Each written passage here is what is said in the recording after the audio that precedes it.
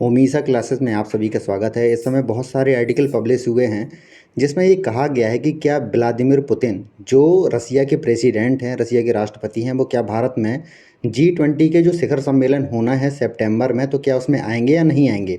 तो इसको लेकर बहुत सारे डाउट थे, तो वो इस वीडियो में आपको मैं क्लियर करूंगा कि ब्लूमबर्ग ने जो अपनी रिपोर्ट प्रस्तुत की है, इसमें ब्लूमबर्ग ने ये कहा है कि क्योंकि क्रेमलिन जो है वहाँ के, अगर मैं बोलूँ तो जैसे हमारे यहाँ पे स्पोक्स पर्सन होते हैं अरिंदम बागची की, अगर मैं बात करूं तो उसी टाइप से रसिया के भी, अगर मैं स्पोक्स पर्सन की अगर मैं बात करूं तो क्रेमलिन है। तो उन्होंने क्लियर किया है कि जो व्लादिमीर पुतिन है, भारत में जो G20 समिट होनी है 2 सितंबर में 2023 में, तो उसमें भाग लेंगे। क्योंकि सितंबर में, क्योंकि पिछले 2 G20 के जो समिट हुए हैं उसमें व्लादिमीर पुतिन ने भाग नहीं लिया है। पहला था कोविड की वजह से, दूसरा था जो रसिया यूक्रेन की वॉर चल रही थी उसकी वजह से उन्होंने भाग नहीं लिया था।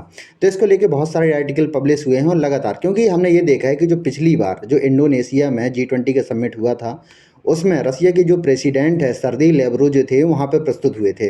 उसके बाद हमने ये देखा कि जितने भी समिट हुए हैं अभी इंडिया में G20 के, जो फॉरेन मिनिस्टर की जो समिट हुई थी उसमें भी रसिया के जो, अगर मैं बोलूँ तो फॉरेन मिनिस्टर ही आए थे, सर्गी लेवरो ही आए थे। उसमें रशियन प्रेसिडेंट इसमें नहीं आए थे। इसके बाद हमने लगातार ये देखा है कि रसिया के ऊपर जिस तरीके से प्रेशर बढ़ा है और लगातार वहाँ पे, क्योंकि रसिया के पास इस समय अगर हम देखें तो सिर्फ दो ही कंट्री बचती हैं, एक तो है चाइना और दूसरी है इंडिया। तो इनके साथ में उनके जो रिलेशन है लगातार बिल्ड होने ही चाहिए, तभी रसिया जो है सर्वाइव कर पाएगा, क्योंकि उनकी करेंसी और वहाँ पे लगातार जो इन्फ्लेशन है बढ़ रहा है। और हमने ये देखा है कि व्लादिमीर पुतिन ने पिछले 2 G20 समिट में हिस्सा नहीं लिया, लेकिन इस बार जो सितंबर में दिल्ली में जो G20 की समिट होना है उसमें समिट होंगे। लेकिन इसमें देखने वाली बात ये होगी, क्योंकि इसमें दुनिया के G20 की बात करूँ तो उसमें 19 देश, और अगर मैं 20वीं की बात करूँ तो वो यूरोपियन यूनियन जो है उसमें उपस्थित होते हैं, जिसमें बहुत सारे देश इसमें शामिल हैं।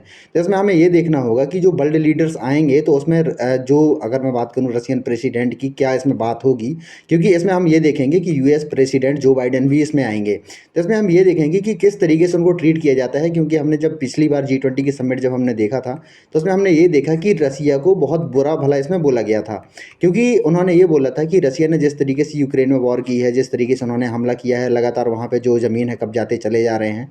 तो इस तरीके से हमने देखा है कि रसिया के खिलाफ हमेशा US ने बहुत सारा सपोर्टिंग किया है, बहुत सारा हथियार दिए।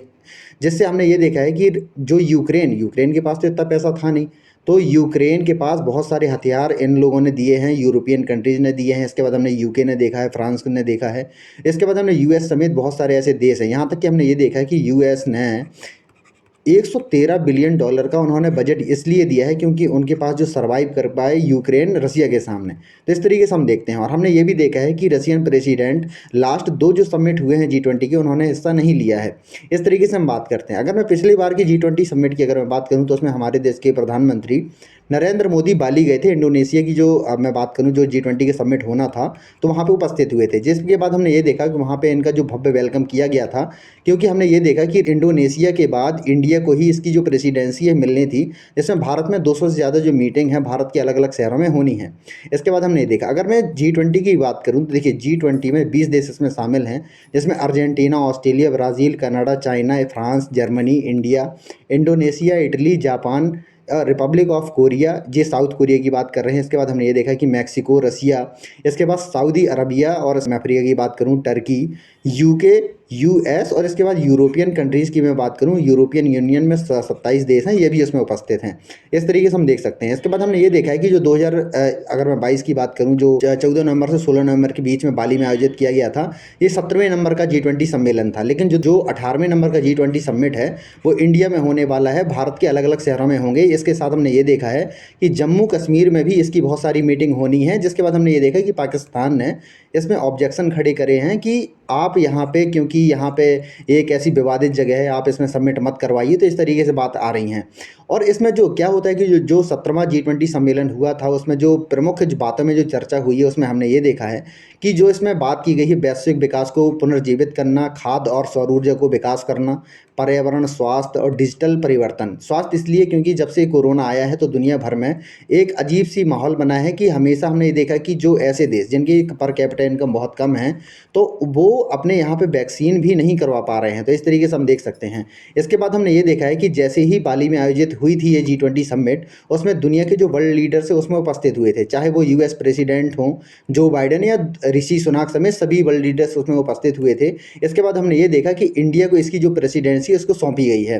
इस तरीके से हम देख सकते हैं। अगर मैं बात करूँ, क्या हुआ है कि ये बोला जाता है कि यूक्रेन युद्ध, क्योंकि ये जो इस समय एनिवर्सरी मनाई गई है, अगर मैं 24 फरवरी की मैं बात करूँ, 24 फरवरी 2022 को इस युद्ध की शुरुआत हुई थी, लेकिन 2023 हो चुका है, 1 साल पूरे हो चुके हैं इस युद्ध के। इसके बाद हमने ये देखा है कि यूक्रेन युद्ध में हमने ये देखा है कि रूस के खिलाफ सभी जो पश्चिमी देश पड़े हैं, यूएस समेत जितने भी पश्चिमी देश हैं वो सभी इसके खिलाफ हैं। उनको ये भी कहना है कि यूक्रेन को हथियार देने के लिए पश्चिमी देश जो हैं लगातार इसमें कोशिश कर रहे हैं। उनका कहना ये है कि जो रूस है उसको पीछे करना है। इनका कहना ये भी है कि रूस जो है जो पश्चिमी देशों को धमका रहा है। इसके बाद हमने ये देखा है कि बड़ी मुश्किल हो गई है रूस के लिए कि कैसे वो इंडिया के साथ सर्वाइव करें।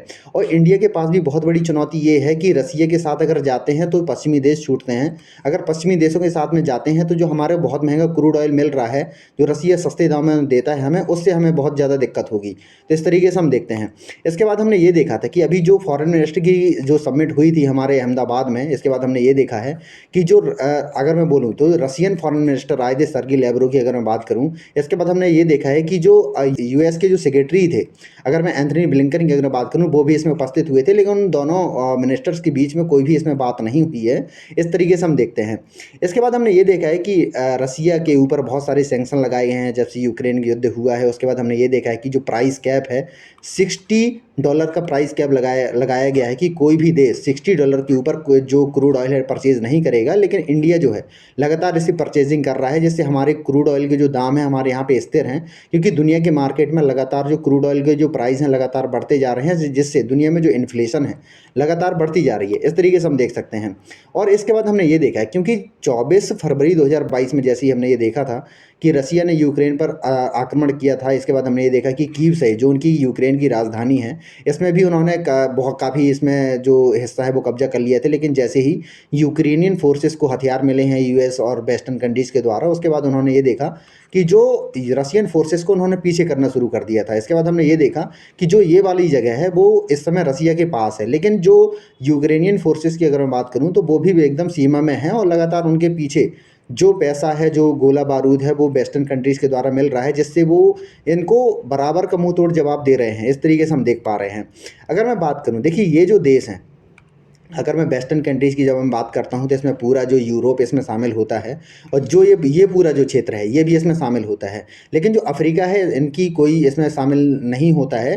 तो इसमें हम ये देखते हैं कि जो ये रसिया के खिलाफ जो पूरे देश खड़े हैं, इसमें भी यूरोप के सारे देश खड़े हैं और यूएस कनाडा समेत ये सारे देश खड़े हैं। इस तरीके से हम देख सकते हैं। तो आगे हम ये देखेंगे, क्योंकि रसिया का जो बजट है, रसिया के पास जो पैसा है वो लगातार घटता जा रहा है, क्योंकि हमने ये देखा है जो फॉरेक्स रिजर्व हैं वो हम ये तो देख रहे हैं कि उनके पास $578 बिलियन हैं, लेकिन जब से रसिया यूक्रेन वॉर हुआ है तब से इनका जो ये पैसा है फॉरेक्स रिजर्व जो हैं वो सीज हो चुके हैं, इनका यूज़ वो नहीं कर पा रहे हैं। तो इस तरीके से हम देख पा रहे हैं। तो इससे क्या होता है कि रसिया के जो बहुत सारे जो वहाँ पे, अगर मैं नेचुरल गैस की अगर मैं बात करूँ, क्रूड ऑयल की बात करूँ, तो जो अगर मैं यूरोपियन कंट्री जो परचेज़ करती थी उन्होंने जो परचेज़ करना बहुत हद तक कम कर दिया है। जिससे क्या होता है कि रसिया की जो मार्केट है एकदम खाली हो गई है, क्योंकि जो दुनिया की सबसे बड़ी कंपनियाँ हैं, चाहे वो माइक्रोसॉफ्ट हो चाहे वो एप्पल हो, उन्होंने पुल आउट कर लिया है। तो इसमें हम ये देखते हैं कि रसिया की मार्केट में सिर्फ इंडियन प्रोडक्ट या फिर चाइना के प्रोडक्ट मिलते हैं। इससे क्या होता है कि वहाँ की जो जनता है वो भी एकदम फ्रस्ट्रेशन से गुजर रही है, क्योंकि वहाँ की जनता ये चाहती है कि जो युद्ध है जल्द से जल्द इसको ख़त्म किया जाए। तो इस तरीके से हम देखते हैं। तो इसमें ये कन्फर्म है कि रशियन जो प्रेसिडेंट हैं व्लादिमीर पुतिन भारत की यात्रा में आएंगे G20 समिट में, जो सितंबर में होनी है। तो आगे जो भी अपडेट होगा मैं इसे आपको वीडियो में अपडेट कर दूंगा। तो आशा करता हूँ कि आपको वीडियो अच्छा लगा होगा।